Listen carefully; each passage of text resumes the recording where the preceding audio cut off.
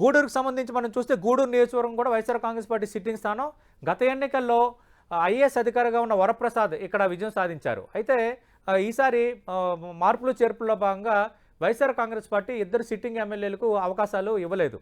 నేను ఇందాకలే చెప్పాను, ఒకరేమో నెల్లూరు సిటీకి సంబంధించిన అనిల్ కుమార్ యాదవ్ స్థానచలనంలో భాగంగా ఆయన్ని నరసరావుపేట లోక్సభ సమన్వయకర్తగా నియమించారు. రెండో మార్పు గూడూరుకు సంబంధించిన సిట్టింగ్ ఎమ్మెల్యే వరప్రసాద్ను పూర్తిగా పక్కన పెట్టేశారు. వరప్రసాద్ తర్వాత జనసేన నేతలను కలిశారు. ఇంకా ఆయన రాజకీయ భవిష్యత్తు ఏంటో ఇంకెవరికి అర్థం కావటం లేదు. అయితే ఎమ్మెల్సీగా ఉన్న మేరుగ మురళిని వైఎస్ఆర్ కాంగ్రెస్ పార్టీ మార్పులు చేర్పుల భాగంగా ఇక్కడ సమన్వయకర్తగా నియమించింది. మేరుగ మురళి ఎమ్మెల్యే అభ్యర్థిగా ఈసారి గూడూరు నియోజకవర్గం, ఇది ఎస్సీ రిజర్వ్ నియోజకవర్గం నుంచి రంగంలో దిగబోతున్నారు. ఇది దాదాపు క్లారిటీ వచ్చేసింది. ఇక పాసం అనిల్ కుమార్ వైఎస్ఆర్ కాదు తెలుగుదేశం పార్టీ అభ్యర్థి, గతంలో ఎమ్మెల్యేగా విజయం పనిచేశారు పాసం సునీల్ కుమార్. ఈసారి తిరిగి తెలుగుదేశం పార్టీ టికెట్ దక్కించుకున్నారు.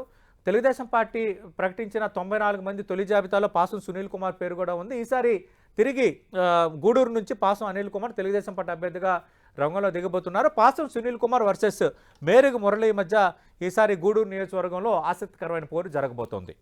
నెక్స్ట్